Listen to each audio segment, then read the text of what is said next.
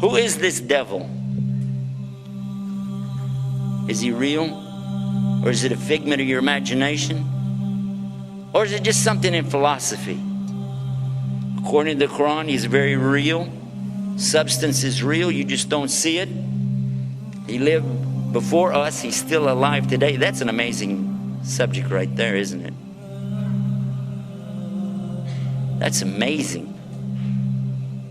The word shaitan is derived from the root shaitan, means impure and base. Shaitan refers to an entity that is rebellious, irrespective of whether it is of humans or jinn. It is also said that it means a nefarious soul who is distanced from Allah subhanahu wa ta'ala and from the truth. So shaitan is in both forms, the jinn and the humans, as Allah subhanahu wa ta'ala says. وَكَذَلِكَ جَعَلْنَا لِكُلِّ نَبِيٍّ عَدُوًّا شَيَاطِينَ الْإِنسِ وَالْجِنِّ.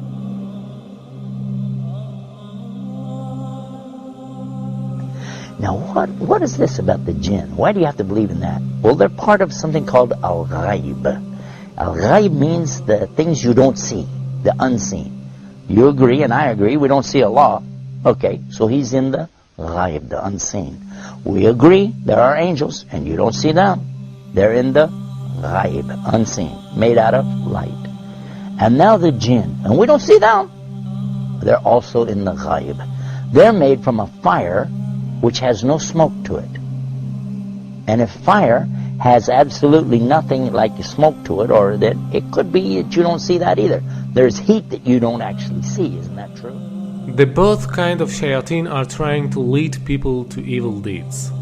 The jinn kind of them are whispering to your hearts so that you can't see them or hear their whispering. And the human kind of them are whispering to your hearts in a way that you can see and hear but not realize it as whispering. And he can be anyone, even a friend of you who suggests you for drinking alcohol or any other kind of evil deeds.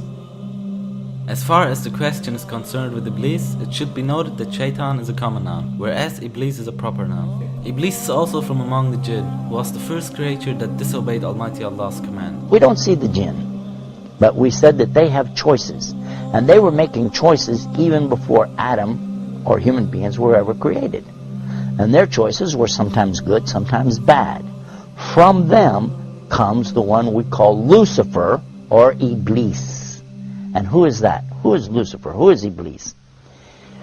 You might say he's the devil, the Satan or Shaitan as he's called in the Arabic language. But actually, he started out as a worshipper of Allah. And he was worshiping and praying to Allah and extolling Allah to the extent that Allah raised him up to be even with the angels. Now remember, this guy Iblis is not an angel, but he was worshiping alongside of them because of his ibadah or worship, being so lovely, and Allah raised him up, you see. But then what happened? And this is an important story. So we'll digress from a moment from our beauties of Islam to go into this to get a concept here to understand a big mistake that some people make when they say that he's from the angels. Angels don't make mistakes. They do as they're commanded. So when Allah created the best of His creation, what did He create? He created Adam, the human being. He created Adam from what? He created him from mud or clay. I want to show you what happened after Allah created Adam. Allah ordered all the angels, bow down. And all the angels did because they have to do as they're commanded. And they bowed down. All of them bowed. Except Iblis. He didn't bow down. Now if you read this in context, you understand that he was not an angel. But if you just read the words, all the angels bowed down except Iblis, you'll say, well see, that means he was an angel. But otherwise, in the Quran we find in other places that Allah said he wasn't an angel, but he was from the jinn, and he's created from a smokeless fire. And that's exactly what he said. You created Adam from mud, but I'm created from something better, from a smokeless fire. So I refuse to bow down. Why? Because I'm better than him. I am better than Adam, and I refuse to bow down to him. And by so doing, he disobeyed Allah. And whoever disobeys Allah, he's in trouble. But especially if he does it out of his arrogance and his pride. I refuse to obey because, I know better. And in this way, he put himself in the worst possible condition with Allah. Allah condemned him to hell forever. And he said, I don't even care. Just let me take him, meaning Adam, and his children along with me to hell. What? For what? Because of this thing called pride or arrogance. Kibr in the Arabic language. And what is kibr? And kibr is something comes from kabara. Kabara is the root of the word akbar. And only Allah is akbar. Allah is greater and greater and greater than anything. But a human being has no right in front of Allah or anything it's created. The jinn, the angels, nothing have the right to come in front of Allah like this and say, hey, who am I? I'm this, I'm that. No. Allah gave you a commandment. You do it. Now the important point is that everyone thinks that it is because of Shaitan that we commit sins. That's why they're asking some questions like, why Allah created Shaitan? Or why Allah didn't finish Shaitan so that we wouldn't commit sins? Here's a misunderstanding. Shaitan cannot do anything more than whispering. To make it more clear, let's ask a question. Before Iblis became Shaitan, there was no other Shaitan, right? So who told Iblis to disobey Almighty Allah's command? Here's the point. There was no Shaitan before him. He did it because of his nafs. Suppose that even if there was no Shaitan, still we'd have nafs. So we'd commit sins. Because this world is a test for the mankind and the jinn kind.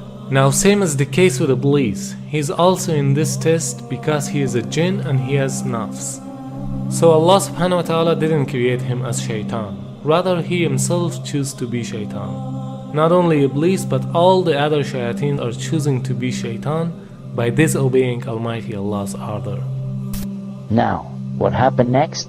Well, that's when Allah told Adam that he could have anything that he wanted in all of the paradise. Go ahead, enjoy. But there's one tree, don't eat from it. Of course, you know what's going to happen. And the devil came to him and to Eve and got them to eat from that tree. And they were cast down because of that. But Allah knew from the beginning they would eat from it. That's why Allah put it there. Because this life, and this is the whole reason for me telling you this story, so you can get this one beauty of Islam, to understand this one thing. This life is nothing more than a test. The obvious point is that Iblis was the first of all shayateen. Therefore he is the leader of them. And all shayateen are tools for this test even though they are also giving test.